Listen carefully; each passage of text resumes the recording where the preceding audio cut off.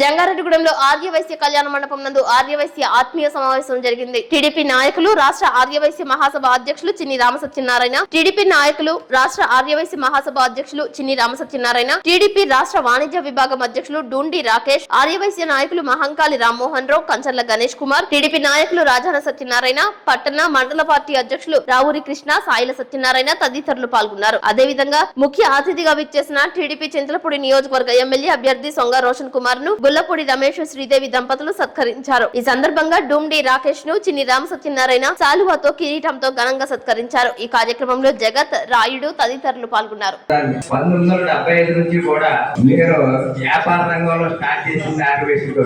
ఆనాడు కర్పూర నారాయణ గారు, వంకదాల నాగేశ్వర గారితో నా వ్యాపారం స్టార్ట్ అయింది. ఆ తర్వాత మహంకాళి గంగరాజు గారు, వారి పిల్లలు పల్లారావు గారు, బ్రదర్స్ కూడా నా వ్యాపార రంగానికి అభివృద్ధికి తోడ్పడ్డారు. మరి అలాగే మండవెల్లి విజయసాగర్ గారు, మరి ఆయన ఒక మెట్టు ముందుకు వచ్చి నా ఎదుగుదలలో ఎక్కువ సహకరించినటువంటి వ్యక్తి మండవెల్లి విజయసాగర్. అలాగే వ్యవసాయ రంగంలో వచ్చేటప్పటికి గుళ్ళపూడి నాగచంద్రం గారు. అలాగా ఆర్యవైశ్యులు అంటే రామకృష్ణ అంటే ఆర్యవైశ్యులా ఉండేది. కారణం ఏంటంటే జంగారెడ్డి ప్రతి ఒక్కరు కూడా, నేను కూడా ఆర్యవైశ్యులో, నేను కూడా బాగుండలేదు రామకృష్ణని చాలా మంది పిల్లలు గట్టా ఉన్నవాళ్ళు బతికి పిల్లలు అట్టుకుని తీసుకొచ్చి బయటకాడ కూర్చుని నేను మా పిల్ల ఉందండి లేదా మా పిల్లడు ఉన్నా. ఎందుకంటే ముక్కు దొరకారావు, శిఖాల కృష్ణ గారు, లక్కవరం మీ అందరూ కూడా ఎప్పుడు కలిసి తిరిగేవాళ్ళు. నన్ను కూడా అలాగే పావులు అనుకుంటూ ఉండేవాడు. ఆ రకంగానే నా చిన్నతనం నుంచి కూడా ఈ ఆర్యవైశ్యులతో ఎక్కువ పరిచయం. అలాగే తాడేపులు కూడా నేను గంధి సత్యనారాయణ, గంధి ప్రసాద్, పెనుగొండ సుబ్బారావు కొడుకులు మీ అందరూ కూడా క్లాస్మేట్స్. మా చిన్నతనం నుంచి కూడా ఆర్యవైశ్యులే. ఎప్పుడు ఆర్యవైశ్యులు అంటే తిరిగింది. అందువల్ల నేను కూడా ఆర్యవైశ్యులని చెప్పుకుంటాను. అందరూ కూడా ఆ రకంగా నా ప్రస్తావన స్టార్ట్ అయింది. ప్రతి ఒక్కరిని చాలా కష్టంతో ప్రతి ఒక్కరికి సహకరించి ప్రతి ఒక్కరు ఎదుగుదల కూడా కారణమైనటువంటి వారు ఆర్యవైశ్యులు. ఏ వ్యాపార రంగంలో ఉన్నా సరే సార్ అన్న, మా ఆర్యవైశ్య కమ్యూనిటీ జంగారెడ్డిగూడెంలోనే ఎక్కువ ఓట్లు ఉన్న కమ్యూనిటీ. స్వచ్ఛందంగా ఇంతమంది ఇక్కడికి రావడం అనేది ఇప్పుడు కూడా ఒక పార్టీ అధికారంలో ఉన్నా లేకపోయినా ఇంతమంది రావడం అనేది చాలా మంచి పరిణామం. చంద్రపూడి నియోజకవర్గం పర్టికులర్ గా జంగారెడ్డిగూడెం పట్టణంలో ఇంతమంది ఆర్యవైశ్యులు ఒకేసారి ఒకే వేదిక మీద రావడం మీకు చాలా ఉపయోగపడే విషయం అన్న ఇది. అలాగే సొంగ రోషన్ గారి గురించి 2 నిమిషాల్లో చెప్తానండి. రోషన్ గారు సామాజికంగా గాని ఆర్థికంగా గాని చాలా బలంగా ఉన్నటువంటి వ్యక్తి. ఆయనకి రాజకీయాలు అవసరం లేదు. ఆయన చాలా కంఫర్ట్ లైఫ్ నుంచి పర్టికులర్ గా చంద్రపూడి నియోజకవర్గంలో సేవ చేయడానికి వచ్చారు. అలాగే చంద్రపూడి నియోజకవర్గంలో సేవ చేయడానికి వచ్చారు. చంద్రపూడి నియోజకవర్గంలో ఉన్నటువంటి సమస్యలు, అలాగే ఆర్యవైశ్యుల యొక్క సమస్యలు పర్టికులర్ గా ఆయన దృష్టికి పెద్దలు తీసుకెళ్లడం జరిగింది.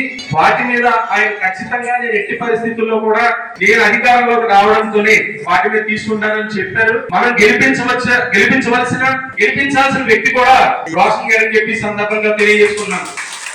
ఎందుకంటే ఆయన చాలా సౌమ్యుడు అండి. ఆయనకి ప్రతి ఒక్కరి కష్టం అర్థమవుతుంది. మేము దగ్గర నుంచి చూస్తున్నాం పార్టీ కార్యక్రమాల్లో. కాబట్టి మనందరం గెలిపించుకోవాల్సిందిగా ఈ సందర్భంగా తెలియజేస్తున్నాం. అలాగే రాబోయే ఎన్నికల్లో మీ అమూల్యమైన ఓటుని 2 ఓట్లని కూడా సైకిల్ గుర్తుపై వేసి మరి ఎంపీ అభ్యర్థిగా పుట్ట మహేష్ యాదవ్ గారిని, చంద్రపూడి శాసనసభ్యులుగా సొంగ రోషన్ కుమార్ గారిని గెలిపించవలసిందిగా కోరుచున్నాం. Thank you sir. ఈ రోజు జంగారెడ్డిగూడెం చింతలపూడి నియోజకవర్గంలో జంగారెడ్డిగూడెంలో ఆర్యవైశ్య ఆత్మీయ సమ్మేళనం ఏర్పాటు చేయడం జరిగింది. ఇంతకు ముందు ఎప్పుడూ లేని విధంగా రోషన్ గారికి మద్దతుగా ఆర్యవైశ్యులందరూ కూడా ఆర్యవైశ్య కళ్యాణ మండపంలో మేమందరం కూడా తెలుగుదేశం పార్టీని గెలిపించుకుంటాం, ముఖ్యమంత్రిగా నారా చంద్రబాబు నాయుడు గారిని చేసుకోవటమే మా బాధ్యత అని ఆర్యవైశ్యులందరూ కూడా ముందుకొచ్చి ఈ రోజు రోషన్ గారికి అదేవిధంగా తెలుగుదేశం పార్టీకి మద్దతుగా ఈ సమావేశం ఏర్పాటు చేయడం జరిగింది. ఇందులో ముఖ్యంగా కనుక మనం చూసుకున్నట్టయితే వ్యాపారస్తుల్ని రాష్ట్ర వ్యాప్తంగా అనేక చోట్ల హింసిస్తున్నారు. 1 కాదు 2 కాదు, దాదాపు 40 మంది వైశ్యుల పైన మర్డర్ అటెంప్ట్లు జరిగినాయి. 12 మంది ఆర్య వైశ్యులు రాష్ట్రంలో నడి రోడ్డు మీద కత్తిపోట్లతో గురి చేయడం సంఘటనలు మేము చూసాం. మేమందరం కూడా ఆర్య వైశ్యులు ఎన్నో దాన ధర్మాలు చేసేవాళ్ళం. మేము కోరుకుందల్లా ఒక్కటే, మాకు వైశ్య కార్పొరేషన్ నిధులు ఇవ్వాలి, పేద ఆర్య వైశ్యులకు అండగా నిలబడాలంటే ఈ రోజు కనీసం ఆ ప్రభుత్వం వైశ్య కార్పొరేషన్ కి డైరెక్టర్ కూడా వేసే పొజిషన్ లో లేని పక్షాన ఉన్నారంటే అంతకు మించి ఈ రోజు మా మీద కక్ష సాధించుకోవడానికి ఇంతకన్నా ఇంతకన్నా ఘోరం ఏంటనేది తెలియాలి. నిన్న చూసినట్టయితే జగన్మోహన్ రెడ్డి మీద ఆయన దాడి చేయించుకోవడమే కాకుండా పక్కనున్న మా వెల్లుల్లిపై మీద కూడా దాడి చేయించాడు. నేను ఒక్కడనే ఎందుకు తగలాలి, నీకు కూడా తగలాలని ఈ రోజు అతనికి మాత్రం చిన్న కట్టు, మా వెల్లుల్లిపైకి మాత్రం ఇంత పెద్ద కట్టేసే విధంగా ఈ రోజు చేసి ఒక కన్ను తీసేయాల్సిన పరిస్థితి తీసుకొచ్చేటానికి దిగజార్చారంటే అంతకు మించి రాజకీయాలకు ఆర్యవైశ్యుల్ని ఈ రోజు ఏ విధంగా బలి చేస్తున్నారో క్లియర్ గా తెలిసిపోయే పరిస్థితి ఉంది. కావున రాష్ట్ర ప్రజలందరూ కూడా విఘ్నులై ఉన్నారు. అందరికీ కూడా ఈ విషయాలన్నీ తెలుసు. రాబోయే రోజుల్లో ఖచ్చితంగా బటన్ మీద నొక్కి సైకిల్ గుర్తుకు ఓటేసి చంద్రబాబు నాయుడు గారిని ముఖ్యమంత్రి చేసుకుంటారని, ఆర్యవైశ్యులు దానికి కంకణం కట్టుకొని ముందుకెళ్తారని తెలియజేసుకుంటా ఉన్నా.